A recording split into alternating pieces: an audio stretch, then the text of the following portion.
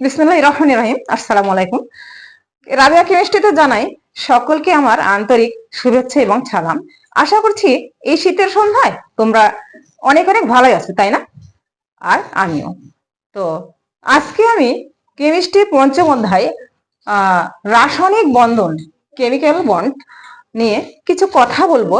তো এখানে অনেক গুরুত্বপূর্ণ টপিক আলোচনা হয়েছে মানে এই অধ্যায়টিতে। তো আসলে কেমিস্ট্রিতে জানতে হলে, শিখতে হলে, মানে শিখা যেটা পরীক্ষায় পাশ করা নয়, পাশ করা আসলেই সহজ, রেজাল্ট কিন্তু কঠিন নয়, কিন্তু শিখাটা আসলে অনেক কঠিন। শিক্ষিত মানে শিখা আর শিখানো, পাশ করা আর শিখা এক কথা নয়। তো এই দিক থেকে আমি বলছি যে গুরুত্ব যেটাই হোক পরীক্ষার জন্য, কম বেশি যেটাই হোক, শিখার দিক থেকে শিখতে হলে সব অধ্যায়টাকে সমান গুরুত্ব দিয়ে শিখতে হবে।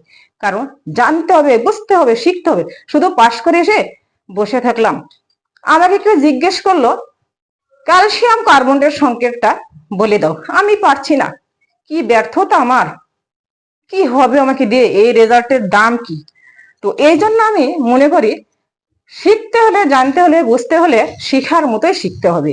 তো এই জন্য প্রতিটা অধ্যায় নিখুঁত ভাবে শিখতে হবে। গুরুত্ব যেটাই হোক, পরীক্ষায় আসাটা বড় কথা নয়, শিখাটা বড় কথা।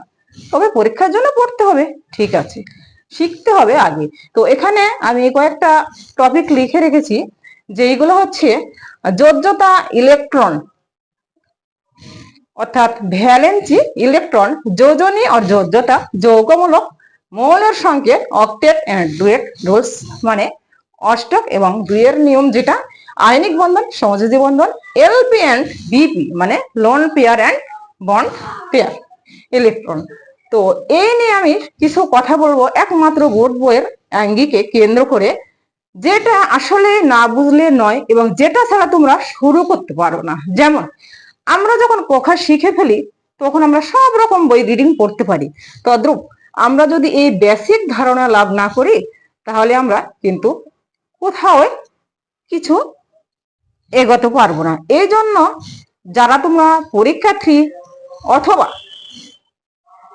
ক্লাস 10, তাদের কতটুকু কাজ দিবে আমার এই ভিডিওটি জানি না। তো আমি যেটা ফার্স্টলি বলছি, মানে বলতে চাই যে নবম শ্রেণীতে তোমরা যারা এইমাত্র পদার্পণ করেছো, তো তাদের জন্য এটা খুবই গুরুত্বপূর্ণ বলে আমি মনে করছি। যদি তোমাদের যারা পরীক্ষার্থী বা ক্লাস 10, তোমাদের বেসিক ধারণা কোথাও কোনো কমতি থাকে, তবে তোমাদের হয়তো কিছু কাজ দিবে বলে আমি মনে করি। তো যাই হোক, এখানে প্রথমেই বলা হয়েছে যোজ্যতা ইলেকট্রন।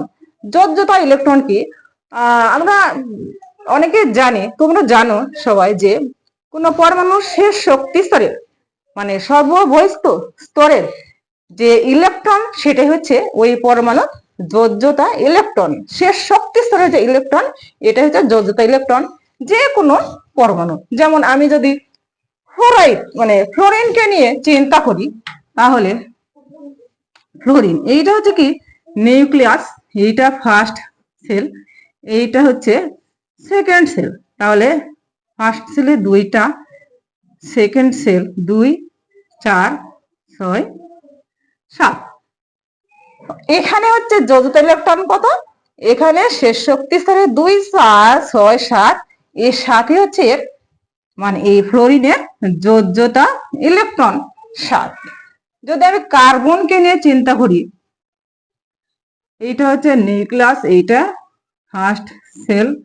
কার্বন কয়টা? কার্বন হচ্ছে 6। তাহলে এখানে এইটা হচ্ছে কার্বন। তো ইলেকট্রন বিন্যাস যদি করি তাহলে কি হবে? 1s2, 2s2, 2p5, কেন এখানে 9। এখানে হচ্ছে 1s2, 2s2, 2p2, কেন এখানে 6। তো এই হচ্ছে যোজ্যতা ইলেকট্রন, মানে হচ্ছে কোনো পরমাণুর মানে যে কোনো পরমাণুর শেষ শক্তি স্তরের যে ইলেকট্রন, শেষ শক্তি স্তর কোনটা? এইটা।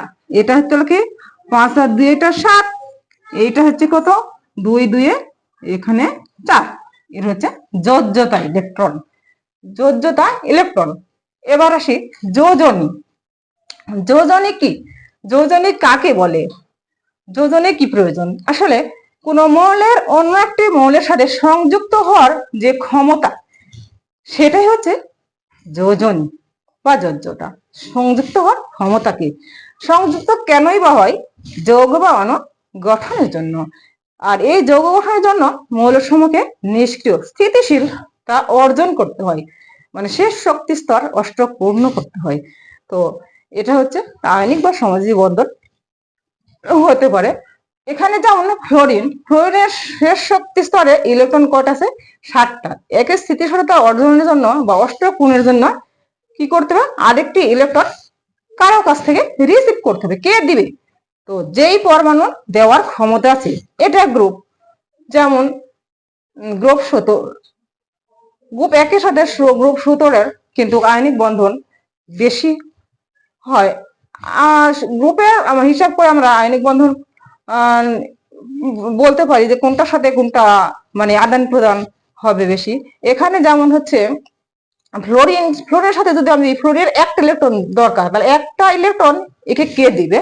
তো একটা ইলেকট্রন দেওয়ার মতো অনেকে আছে। যেমন আমি যদি মনে করি পটাশিয়াম, পটাশিয়াম শেষ শক্তি ছাড়া একটা ইলেকট্রন থাকে।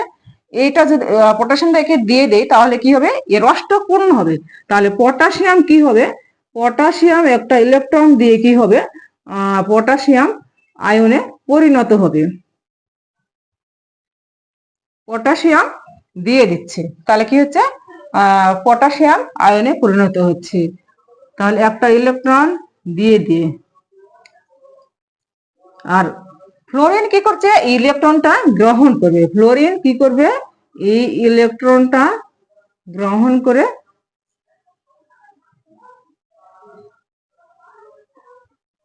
ফ্লোরিন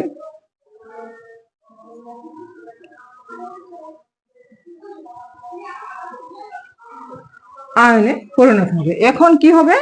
এই যে পটাশিয়াম আর ফ্লোরিন বিক্রিয়া করে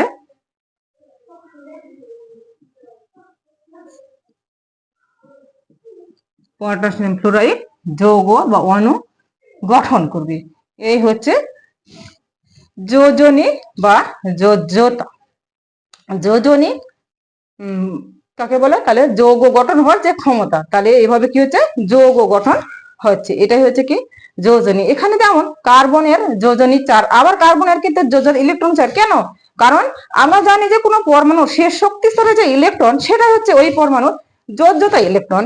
আবার এখানে কার্বন কি করবে? আসলে কার্বন এখানে কিন্তু সমযোজী বন্ধন গঠন করবে, কারণ এখানে শেষ শক্তি 4টা ইলেকট্রন আছে। এখানে কি করবে? আরো 4টা ইলেকট্রন শিও করবে, তবে অষ্টক পূর্ণ হবে বা স্থিতিশীলতা অর্জন করবে। তাহলে কার্বনের যোজনী কত? কার্বন কিন্তু এখানে কার্বন হচ্ছে 4। তাহলে কার্বন যদি আমরা যেমন মিথেন বলি CH4, এ কি করবে? এটা হচ্ছে এখানে হচ্ছে কার্বন 4টা হাইড্রোজেনের সাথে যুক্ত হবে। তাহলে এখানে 4টা হাইড্রোজেন যুক্ত হলে এখানে অষ্টক পূর্ণ হবে। আবার কার্বন ডাই অক্সাইড যদি বলি, এখানে কার্বন যোজনী 4, কার্বন ডাই অক্সাইড এখানে কার্বন যোজনী 4। এখানে কিভাবে হবে? এখানে হচ্ছে কার্বন 4, অক্সিজেন হচ্ছে 2, তাহলে অক্সিজেন হলে 2, তাহলে এখানে থাকছে 2 আর এখানে 1, তার মানে এখানে হচ্ছে কার্বন 2 থাকছে হচ্ছে আর অক্সিজেন 1 থাকছে। তাহলে এটা যদি আমরা এক্সচেঞ্জ করি, তাহলে কি হবে? Carbon die oxide. আবার যদি বলি কার্বন মনোক্সাইড, এখানে কার্বন যোজনী 2, কারণ এক যোজি 2 যোজি হতে পারে, একাধিক যোজনী থাকে। এটা হচ্ছে যোজনী। তো হচ্ছে যোজ্যতা বা যোজনী। যোজ্যতা তাহলে কি বললাম? যোজ্যতা হচ্ছে ইলেকট্রন, সেটা হচ্ছে কোন পরমাণুর সর্বোচ্চ স্তরে মানে সর্বশেষ শক্তি স্তরে যে ইলেকট্রন, সেটাই হচ্ছে তার যোজনী। সেটা হচ্ছে তার যোজ্যতা ইলেকট্রন। আর যোজনী হচ্ছে কোন মৌলের অপর কোন মৌলের সাথে, অপর কোন মানে অন্য কোনো মৌলের সাথে সংযুক্ত হওয়ার যে ক্ষমতা, সেটা হচ্ছে যোজন। সংযুক্ত কি করে? যুক্ত কি করে? যৌগ বা অণু গঠন করে।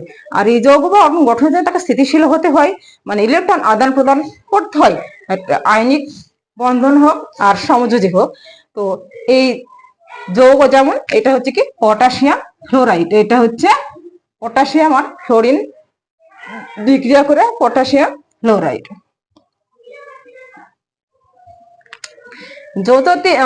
যোজতা ইলেকট্রন যোজনী যোজতা।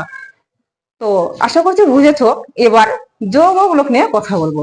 যৌগমূলক কি হচ্ছে? যৌগমূলক হচ্ছে কোনো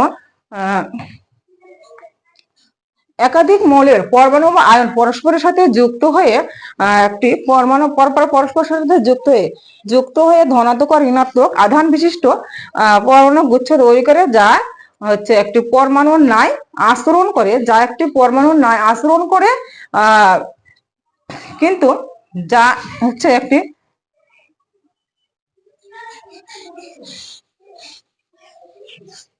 একটি পরমাণুর নয়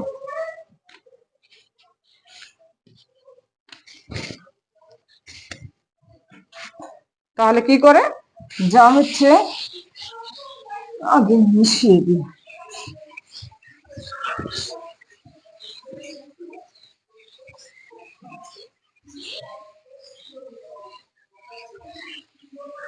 তাহলে যৌগগুলোকে একাধিক মৌলের পরমাণু বা আয়ন সংযুক্ত হয়ে একটি পরমাণু গুচ্ছ তৈরি করে, যা পরমাণু ন্যায় আচরণ করে। এটা কি বলে? যাকে হচ্ছে যৌগমূলক বলা হয়। যাকে যৌগমূলক একটা পরমাণুর ন্যায় আচরণ করে। তার মানে পরমাণুর ন্যায় আচরণ মানে হচ্ছে পরমাণু কি করে সেটাকে জানতে হবে। পরমাণু কি করে? পরমাণু হচ্ছে রাসায়নিক বিক্রিয়ায় সরাসরি অংশগ্রহণ করে, কিন্তু প্রকৃত মুক্ত হয়ে বিরাজ করতে পারে না। তো এই যৌগমূলকও তদ্রূপ। এরা হচ্ছে এর স্থায়িত্ব অর্জনের জন্য কি করতে হয়? অন্য কোনো মূলকের সাথে একে যুক্ত হতে হয় এর স্থায়িত্ব অর্জনের জন্য। তো যৌগমূলক যেমন আমি যদি কিছু যৌগমূলকের কথা বলি যা তোমাদের বইয়ে দেওয়া আছে, যেমন হচ্ছে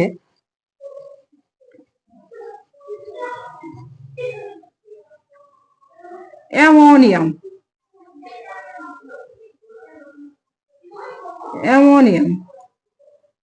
phosphonium,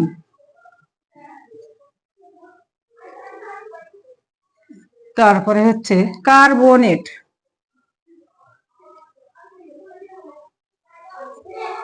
sulphate,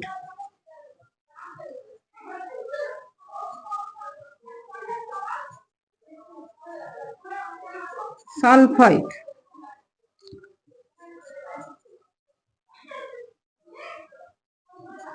nitrate, nitrite, phosphate.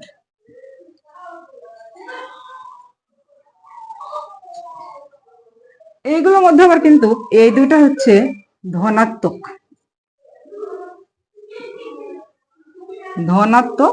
এইগুলো হচ্ছে ঋণাত্মক।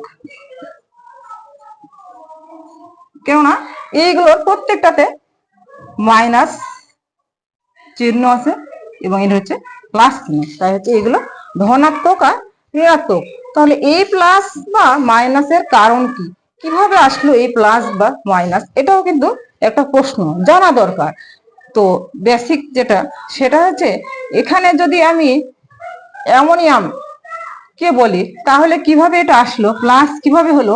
এখানে যেমন অ্যামোনিয়াম কি করবে, এখানে নাইট্রোজেন কি করে তিনটা ইলেকট্রন দিয়ে তিনটা হাইড্রোজেনের সাথে যুক্ত হবে, আর এখানে নাইট্রোজেন এখানে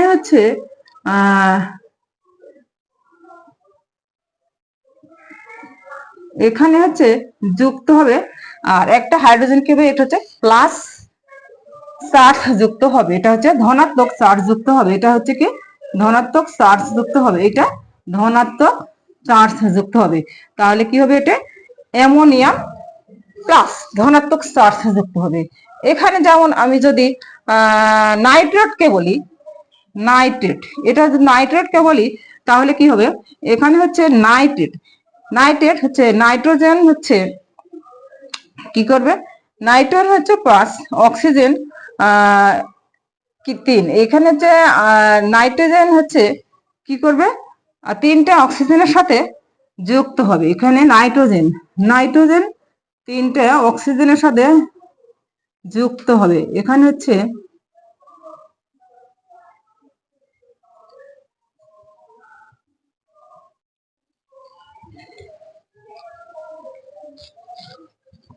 এখানে নাইট্রোজেন 3টা অক্সিজেনের সাথে যুক্ত হবে।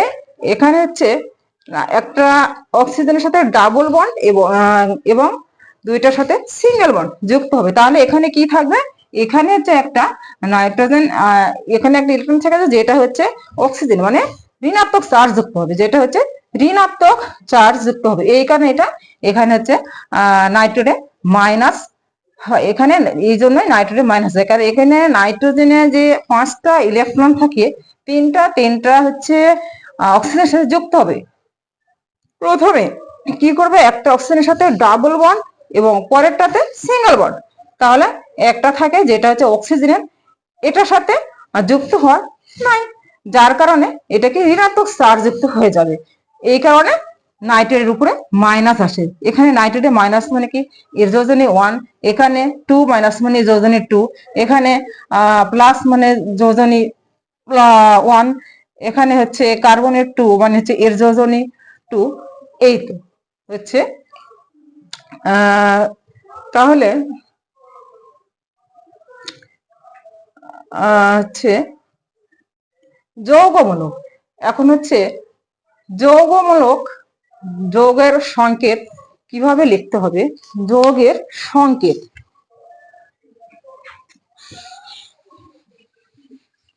যৌগমূলক।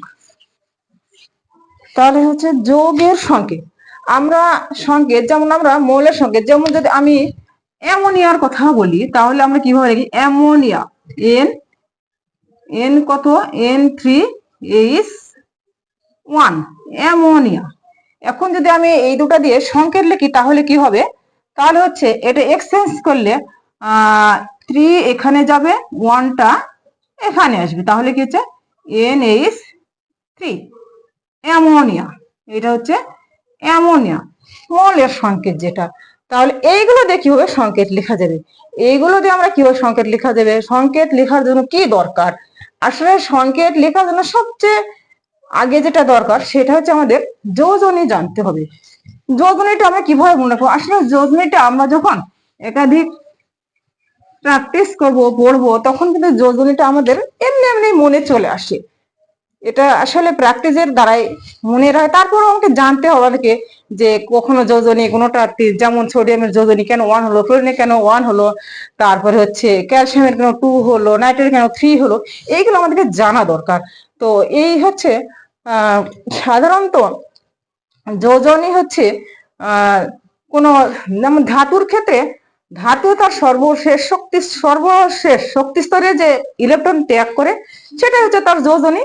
আর অধাতুর ক্ষেত্রে অধাতু অষ্টক পূরণের জন্য যে কয়টা ইলেকট্রন গ্রহণ করে সেটাই হচ্ছে তার যোজনী।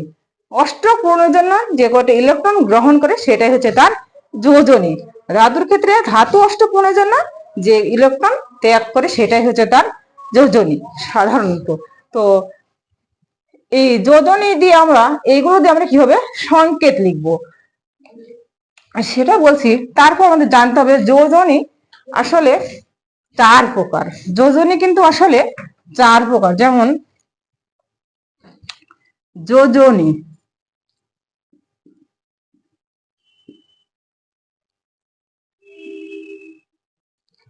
তাহলে হচ্ছে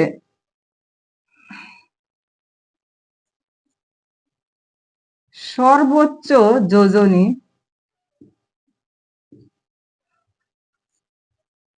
সুপ্ত যোজনী,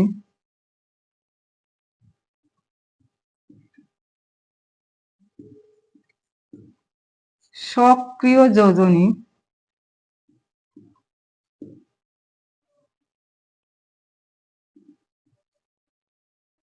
তারপরে হচ্ছে পরিবর্তনশীল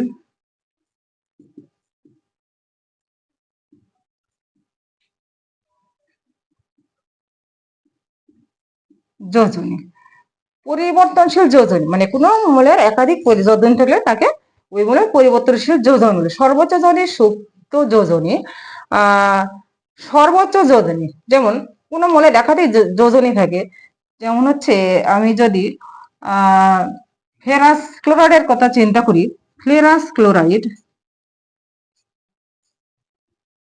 তাহলে ফেরাস ক্লোরাইড আমরা জানি ফেরাসের যোজনী 2 হয় এবং 3 হয়। এই ক্ষেত্রে এখানে যে যোজনীটা ব্যবহৃত হয়েছে সেটা হচ্ছে সক্রিয় যোজনী, এবং অপরটি যেটা ব্যবহৃত হয়নি সর্বোচ্চ যোজনী, সেটা হচ্ছে সর্বোচ্চ যোজনী। আর সুপ্ত যোজনী হচ্ছে সর্বোচ্চ যোজনী, সর্বোচ্চ যোজনী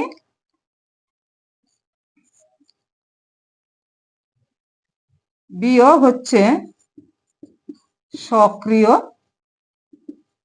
যোজনী। তাহলে এখানে হচ্ছে সর্বোচ্চ যোজনী কত? 3, সক্রিয় যোজনী 2, তাহলে হচ্ছে সুপ্ত যোজনী 1। এই হচ্ছে সর্বোচ্চ যোজনী, সুপ্ত যোজনী, সক্রিয় যোজনী। পরিবর্তনশীল যোজনী, কোনো কোনো মৌলের একাধিক পরিবর্তন থাকলে তাকে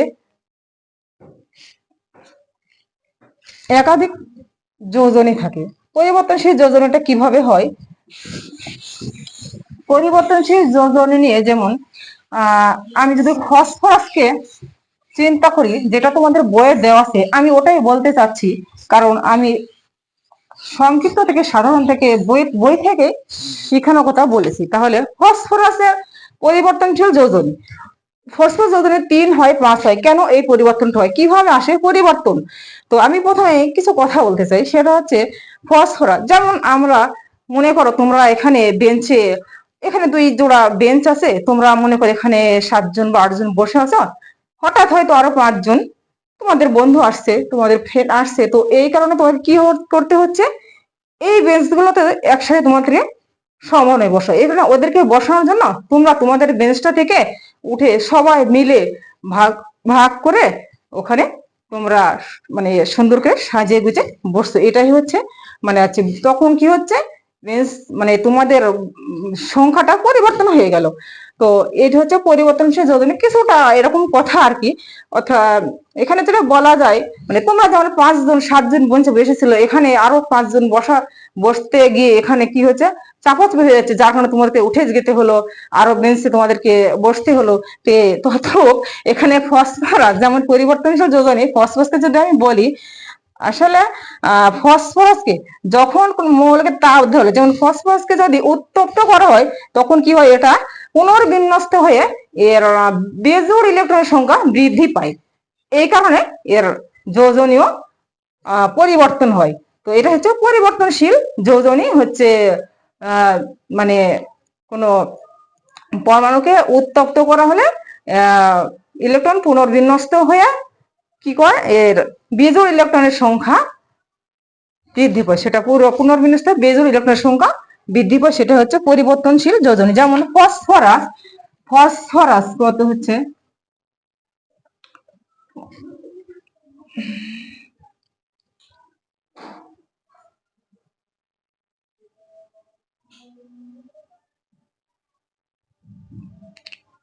one S two, 2s2, 2p6, তারপর হচ্ছে 3s, তাহলে হচ্ছে কত 10,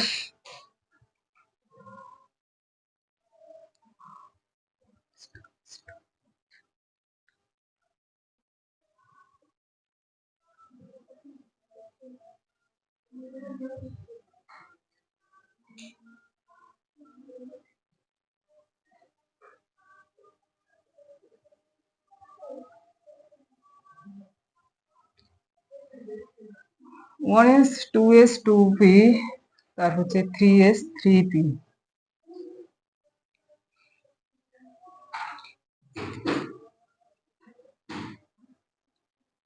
তাহলে হচ্ছে এখানে 10, 6 7 10, 10 হাতে 12, 3 কত 15। তাহলে এটা হচ্ছে কি এর সর্বশেষ শক্তি স্তরে বেজোড় ইলেকট্রনের সংখ্যা হচ্ছে এর যোজনী, তার মানে সরি এখানে হচ্ছে 3, এর যোজনী হচ্ছে 3, এইটা বেজোড় ইলেকট্রন। এখন একে উত্তপ্ত করা হলে পুনর্বিন্যস্ত হয়ে এই ইলেকট্রনের সংখ্যাটা ভেঙে বৃদ্ধি পাবে, বেজোড় ইলেকট্রন সংখ্যা বৃদ্ধি পাবে। তাহলে উত্তপ্ত করলে কি হয়, এটা হচ্ছে 1s2 2s2 2p6 3s, তারপরে হচ্ছে 3px 3py 3pz 3dxy। এখানে কি হবে, এখানে হচ্ছে এটা ভেঙে যাবে, এটা একটা এখানে চলে আসবে ইলেকট্রন, তাহলে 1 1 1 1 1 2 3 4 5, এই কারণে এর হচ্ছে ইলেকট্রন 5। এই জন্য ফসফরাস ইলেকট্রন 3 হয় 5 হয়। পরিবর্তনশীল ইলেকট্রন যেটা 3 এবং 5 হয়। তো হচ্ছে এটাই। তাহলে হচ্ছে এখন আমরা জানবো যে এইগুলো দেখি হবে সংকেত লেখা যায়, সংকেত। তো যেমন আমি যদি বলি হচ্ছে এখানে কি আছে, অ্যামোনিয়াম, অ্যামোনিয়াম সালফেট যদি বলি আমি, তাহলে অ্যামোনিয়াম অ্যামোনিয়াম সালফেট বলে অ্যামোনিয়াম কত, NH4, এর যোজনী কিন্তু 1, অ্যামোনিয়া 1, সালফেট SO4, সালফেট কত 2। তাহলে এটা যদি আমি এক্সচেঞ্জ করি তাহলে কি হবে, এখানে এই তো পরিবর্তন, তাহলে অ্যামোনিয়াম সালফেট, অ্যামোনিয়াম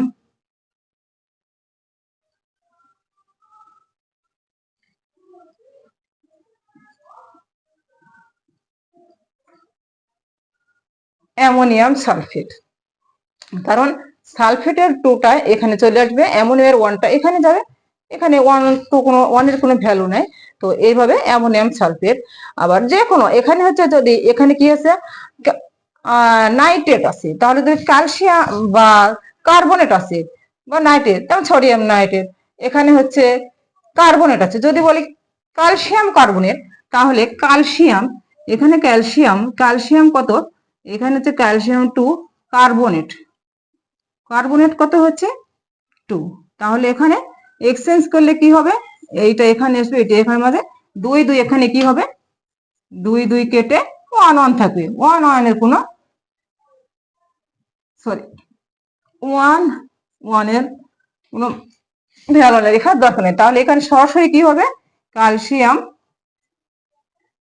কার্বনেট।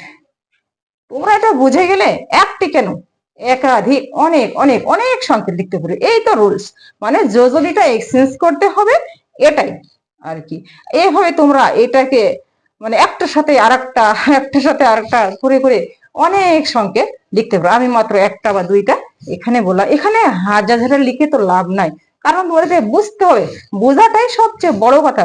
শুধু এখানে লিখে দিলাম, তোমরা খাতায় লিখে রাখলা, নোট করলা, লাভ নেই। যদি তোমাদের বোঝা না থাকে তাহলে তোমাদেরকে বুঝতে হবে, মাথায় থাকতে হবে, শুধু খাতায় না, মাথায় রাখতে হবে। তো এই তো যৌগমূলক এর সংকেত লেখার নিয়ম। তাহলে এবার আমি যাব কোথায়, অক্টেট এবং ডুয়েট রুলস, অক্টেট এবং ডুয়েট রুলস। তো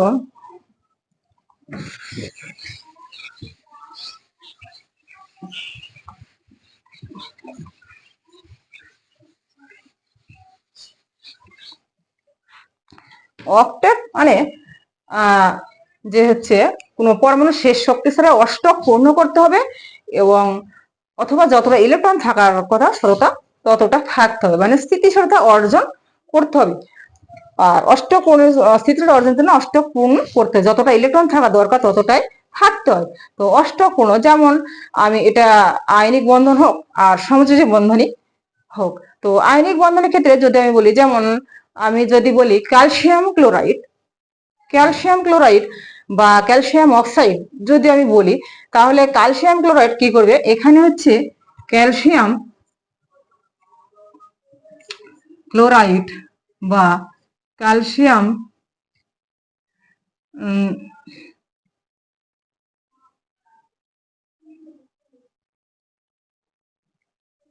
অক্সাইড।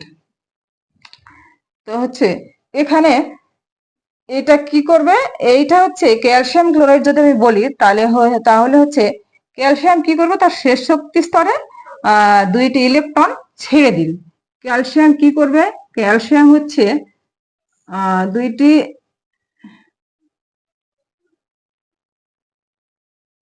ইলেকট্রন ছেড়ে দিয়ে ক্যালসিয়াম 2+ আয়নে পরিণত হবে। কি করবে, দুইটি ইলেকট্রন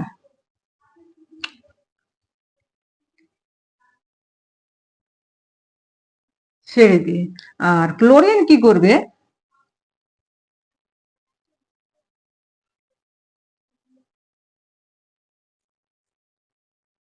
ক্লোরিন ওই দুইটি ইলেকট্রন গ্রহণ করে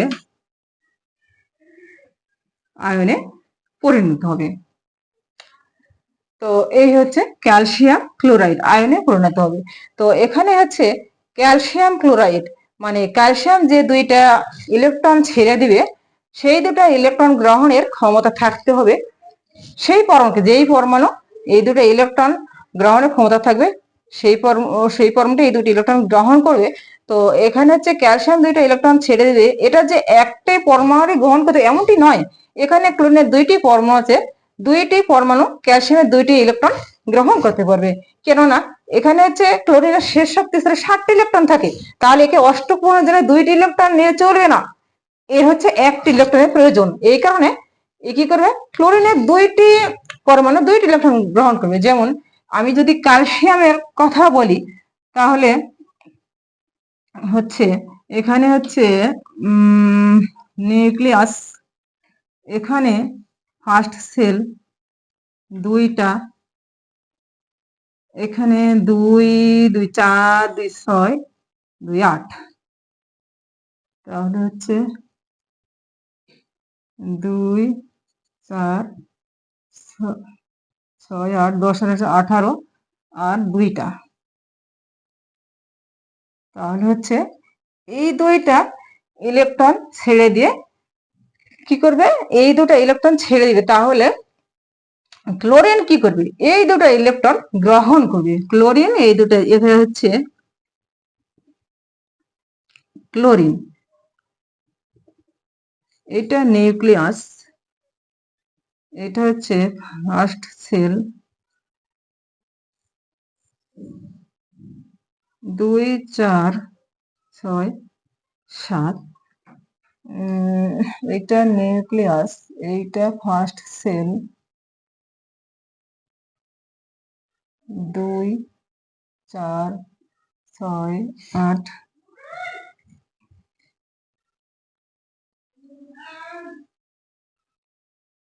10 2 4 6 7,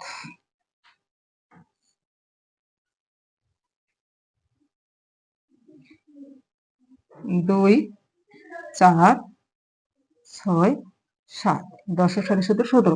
ক্লোরিনের একটি ইলেকট্রন দরকার, তাহলে ক্যালসিয়াম কি করবে, এই দুইটি ইলেকট্রন ছেড়ে দিবে। তাহলে এই একটা এই হচ্ছে রিসিভ করবে, এখানে হচ্ছে এখানে একটা রিসিভ করবে। তাহলে ক্লোরিন কি 8টা ইলেকট্রন মানে অষ্টক পূর্ণ হয়ে যাবে। তাহলে ক্লোরিন কি হবে, অষ্টক পূর্ণ হয়ে যাবে। তাহলে এইভাবে হচ্ছে ক্যালসিয়াম ক্লোরাইড গঠন হয়।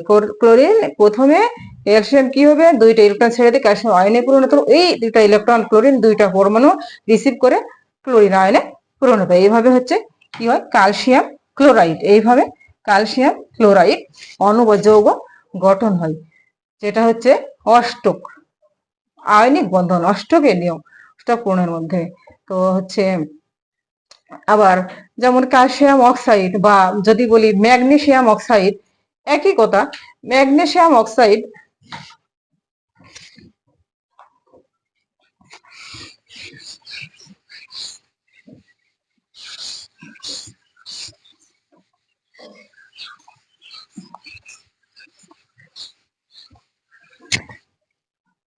যদি ম্যাগনেসিয়াম অক্সাইডের কথা বলা হয়, যেমন ম্যাগনেসিয়াম অক্সাইড, তাহলে কি হবে, ম্যাগনেসিয়াম কি করবে, এই হচ্ছে প্রথমে কি করে ম্যাগনেসিয়াম, আচ্ছা ম্যাগনেসিয়াম কি করবে, দুইটি ইলেকট্রন ছেড়ে দিবে, দিয়ে ম্যাগনেসিয়াম 2+ আয়নে পরিণত হবে, দুইটি ইলেকট্রন কি করে ছেড়ে দিয়ে, দুইটি ইলেকট্রন।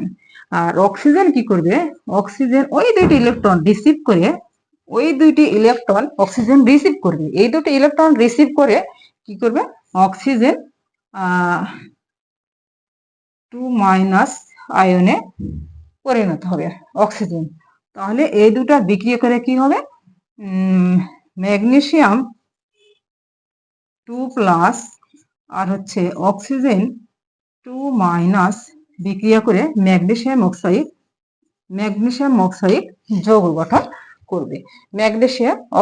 যৌগ গঠন করবে, তো যেমন আমি যদি কার্বন ডাই অক্সাইডের কথা বলি, সমযোজী যৌগের ক্ষেত্রে যেমন আমি সাধারণ যেগুলো তোমাদের বইয়ে মানে দেওয়া আছে সেইগুলো নিয়েই কথা বলছি, যেমন কার্বন ডাই অক্সাইড সমযোজী যৌগের ক্ষেত্রে কার্বন ডাই অক্সাইড, তারপর হচ্ছে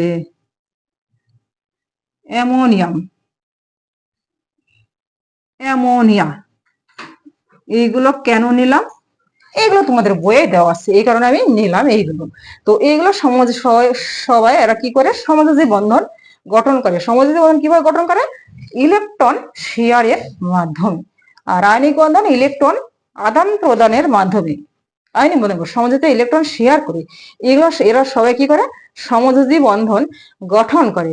তো সমযোজী বন্ধন হচ্ছে এরা সবাই গঠন করে, যেমন এই কার্বন,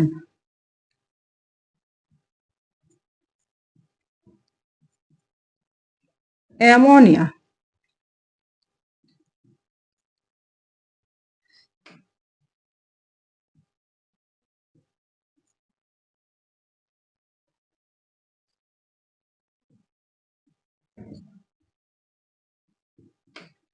তারপর হচ্ছে অ্যামোনিয়া,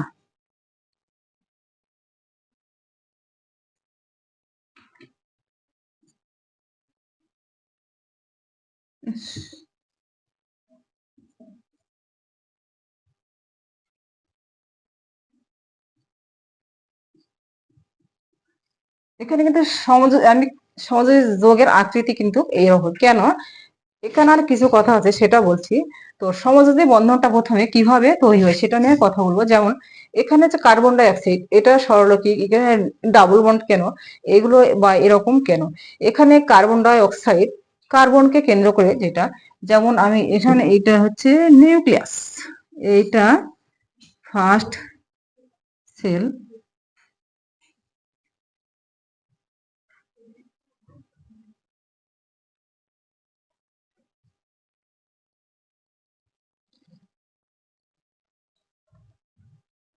অক্সিজেন। তাহলে এখানে কার্বন ডাই অক্সাইড, এখানে যদি আমি অক্সিজেনকে সংযুক্ত করি তাহলে কি হবে,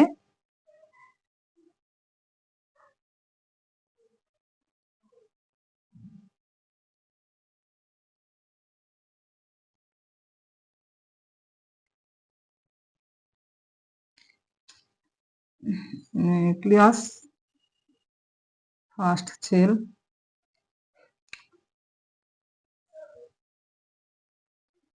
সেকেন্ড সেল।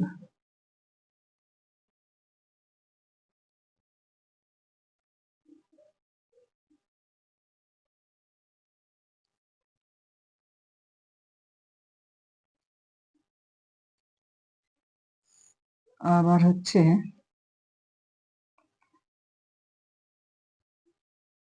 তাহলে হচ্ছে অক্সিজেন কত 8, 2, 4, 4 আর 6, এখানে হচ্ছে আর একটা অক্সিজেন, তাহলে এখানে নিউক্লিয়াস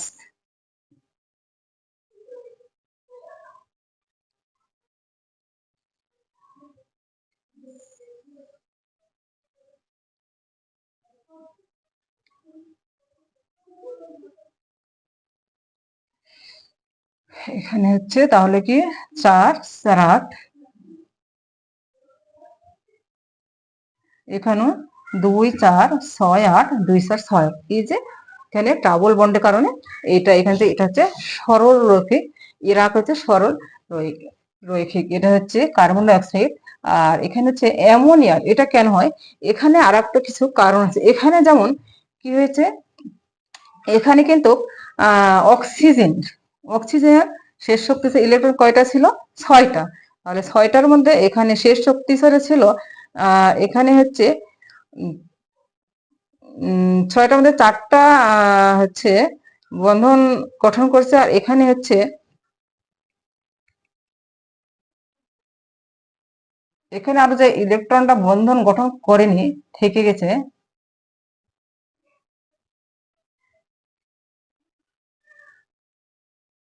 আচ্ছা এই 4টা, তো এরা বন্ধন গঠন করেনি, এইগুলোকে কি বলা হয়, এইগুলো হচ্ছে কি মুক্ত জোড়, এইগুলোকে মুক্ত জোড়।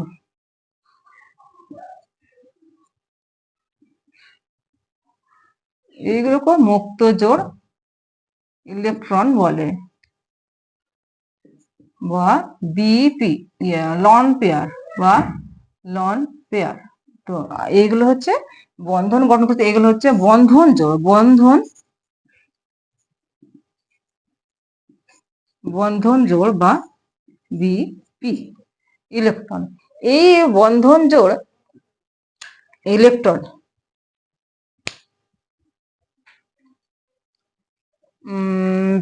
এই বন্ধন জোড় মুক্ত জোড় যে ইলেকট্রন, এই মুক্ত জোড়ের ইলেকট্রন বন্ধন জোড় ইলেকট্রনের চেয়ে মুক্ত জোড় ইলেকট্রনের বিকর্ষণ ক্ষমতা বেশি। এই কারণে এখানে যে এইখানে যে মুক্ত জোড় ইলেকট্রন অ্যামোনিয়াতে,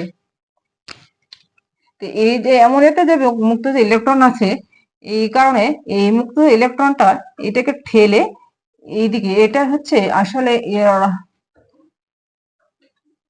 কিন্তু এটা হচ্ছে 107 ডিগ্রি, এটা হচ্ছে 109.5 ডিগ্রি এ কোণের পরিমাপ। তো এটাকে এইদিকে মানে বিকর্ষণ করে, বিকর্ষণ ক্ষমতার কারণে এরকম আকার হয়ে যায়।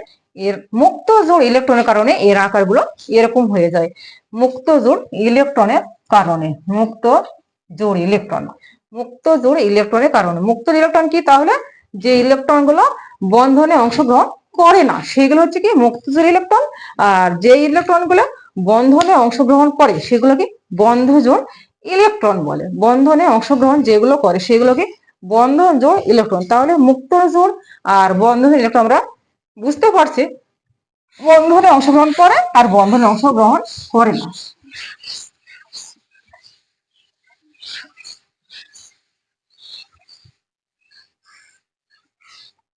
যে আমি বললাম যে অষ্টক বা দুয়ের নিয়ম, যেটা আবারও পিছনে গেলাম, তো অষ্টক নিয়ম মানে কি, যেটা হচ্ছে যেমন কিছু কিছু মৌল, যেমন হচ্ছে নিষ্ক্রিয় মৌলগুলো, এগুলো হচ্ছে কি আগে থেকে এর শক্তি শেষ শক্তি স্তর আগে থেকে অষ্টক পূর্ণ থাকে, এই জন্য এগুলোকে বন্ধন গঠন করে না। এর প্রতিটা শেষ শক্তি স্তরে 8টা ইলেকট্রন, প্রতিটা শেষ শক্তি স্তরে 8টি ইলেকট্রন থাকে হিলিয়াম ছাড়া। হিলিয়াম, কারণ হিলিয়ামে ইলেকট্রনই 2টি, তাই এখানে কোনো অষ্টকোণে কোনো প্রশ্নই আসে না, এটা আসলে দুইয়ের নিয়ম। তো হচ্ছে যেটা নিষ্ক্রিয় গ্যাস বা ইনার্ট গ্যাস হচ্ছে, যেমন নিষ্ক্রিয় গ্যাস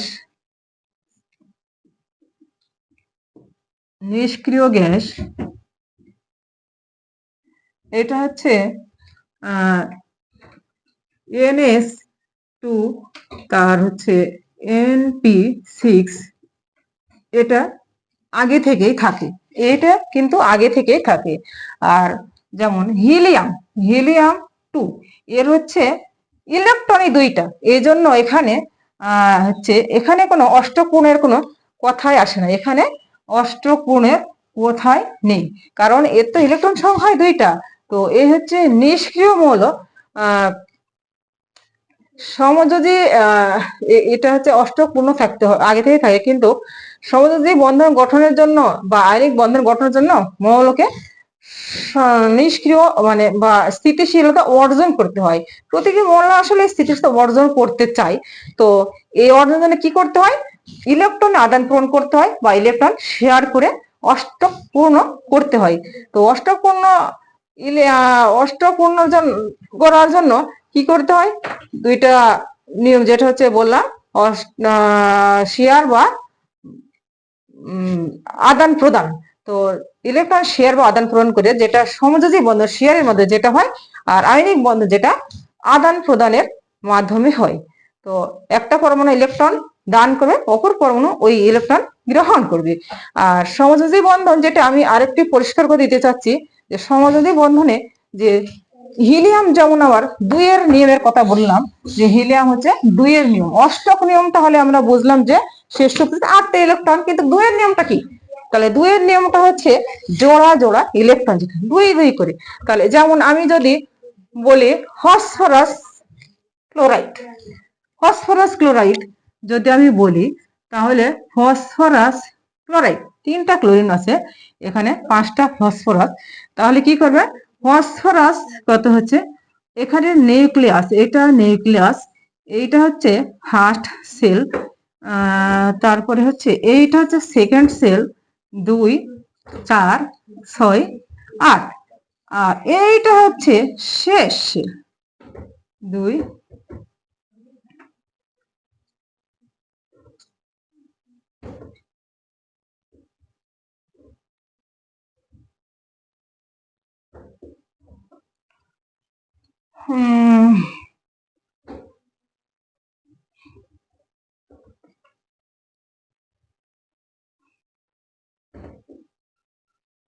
3 1 2 3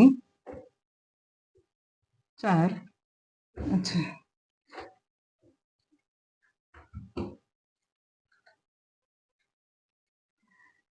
1 2 3 4 5, আচ্ছা 5টা হয়ে গেছে।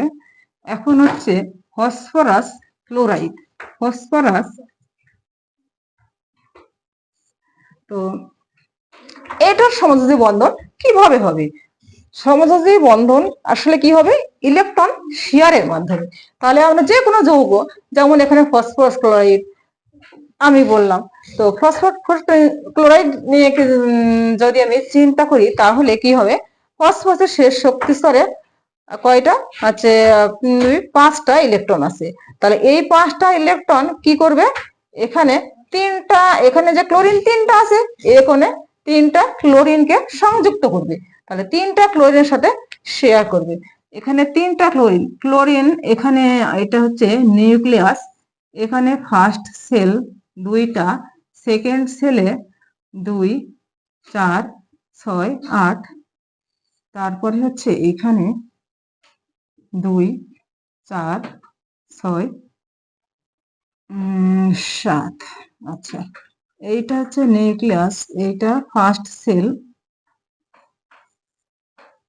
এইটা 2 4 6 8, 2 4 6 8, তারপরে হচ্ছে কি এইটা নিউক্লিয়াস, এইটা ফার্স্ট, সরি, এইটা হচ্ছে ফার্স্ট সেল, এটা নিউক্লিয়াস, এইটা ফার্স্ট সেল, এইটা হচ্ছে সেকেন্ড সেল, 2 4 6 8, তারপর হচ্ছে এইটা, আচ্ছা 2 4 6 8, আচ্ছা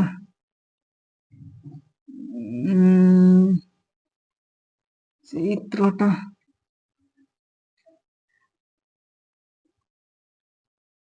তাহলে এখানে কি হচ্ছে? এখানে কি করলো? ফসফরাস তার শেষ সাথে 3টা ইলেকট্রন দিয়ে 3টা ক্লোরিন পরমাণুকে সংযুক্ত করলো। তাহলে কি হলো? এরা এখানে কি হতে হচ্ছে? 2 4 6 8, 2 4 6 8, 2 4 6 8, এখানে কত হলো? এখানে হচ্ছে 2 4 6 7 8, তার মানে এখানে অষ্টপূর্ণ হয়ে গেছে। যদি এখানে ফসফরাস পেন্টাক্লোরাইড হতো, তাহলে কি হতো? তাহলে কিন্তু এখানে 5টা, এখানে ফসফরাস যদি পেন্টাক্লোরাইড হতো, এখানে তাহলে কি হতো? এখানে ফসফরাস পেন্টাক্লোরাইড ফসফরাস 5টা ইলেকট্রন দিয়ে 5টা ক্লোরিনকে সংযুক্ত করতো, তাহলে এখানে কি হতো, এখানে কিন্তু অষ্টক নিয়ম ওভার হয়ে যেত। তাহলে এখানে ক্লোরিন 8টা হতো ঠিকই, কিন্তু ফসফরাস কিন্তু 10টা হয়ে যেত। তার মানে এটা হচ্ছে 2 এর নিয়ম হয়ে যেত। এখানে 10টা মানে অষ্টক নিয়ম ওভার হয়ে যেত, তার মানে ওটা 2 এর নিয়ম। এই হচ্ছে 2 এর নিয়ম। আর অষ্টক পূর্ণ হলে সেটা অষ্টকের নিয়ম। সিম্পল একই জিনিস। এটা শুধু 3টা ক্লোরিনকে সংযুক্ত, 3টা ক্লোরিনকে সংযুক্ত করছে। এখানে যদি 5টা হতো 5টা ক্লোরিনকে সংযুক্ত করতো, এখানে কোনো মুক্ত জোড় ইলেকট্রন থাকতো না। আর এখানে 3টা ক্লোরিনকে সংযুক্ত করার জন্য কি হয়েছে, এখানে কিন্তু এইগুলো মুক্ত ইলেকট্রন থেকে গেছে। এগুলো কি মুক্ত জোড় ইলেকট্রন, যেটা আমি একটু আগেও বলেছি। এটা হচ্ছে মুক্ত জোড় ইলেকট্রন। তো এই হচ্ছে সমযোজী বন্ধন। সমযোজী বন্ধন ইলেকট্রন শেয়ার। সমযোজী বন্ধন কি করে, সমযোজী বন্ধন ইলেকট্রন শেয়ার করে। এরা কিন্তু উভয় পরমাণুর নিউক্লিয়াসে অবস্থান করে। এই শেয়ারকৃত ইলেকট্রন গুলো কিন্তু এখানে ফসফরাসের নিউক্লিয়াসও আছে, আবার ক্লোরিনের নিউক্লিয়াসও আছে। এই শেয়ারকৃত ইলেকট্রনটি আমি যদি বলি আমার 10 টাকা, তোমার 10 টাকা, মিলে কত হয়, 20 টাকা। তার মানে এই 20 টাকার দাবিদার কিন্তু আমিও তুমিও, আমরা কেউ কিন্তু একা নয়। তদ্রূপ এই শেয়ারকৃত ইলেকট্রন গুলো কি করে, এই 2টা পরমাণুর মানে উভয় পরমাণুর নিউক্লিয়াসে অবস্থান করে। কেন, এগুলো একা কারো নয়, এই কারণে এরা উভয় পরমাণুর নিউক্লিয়াসে অবস্থান করে। আর এইভাবে যে যৌগ গঠন হয় সেটা হচ্ছে সমযোজী যৌগ। এই বন্ধনকে বলে সমযোজী বন্ধন। তো আমার সংক্ষিপ্ত আলোচনা, জানি না তোমাদের কতটুকু বোধগম্য হয়েছে। তো আশা করছি যদি তোমাদের কোনো ত্রুটি থাকে, বুঝতে সমস্যা হয়, বা আমার কথা শুনতে বুঝতে সমস্যা, আমার কোথাও তো কোথাও কোথাও বুঝতে সমস্যা, তাহলে তোমরা আমাকে কমেন্ট বক্সে লিখে জানাবে। তাহলে আমি অনেক খুশি হব। কারণ তোমরা যদি না বলো তাহলে তো আমি আমার ভুলটা ধরতেই পারবো না, তাহলে আমি সঠিক জানাবো কি করে। তো এই সংক্ষিপ্ত আলোচনা ছিল মাত্র কয়েকটা টপিক নিয়ে আমার সামান্য একেবারে সাধারণ থেকে বলা কিছু কথা। আজকে এ পর্যন্তই, আর বলছি না। তো সবাই ভালো থেকো, এই প্রত্যাশা নিয়ে শেষ করতে যাচ্ছি। আসসালামু আলাইকুম, খোদা হাফিজ।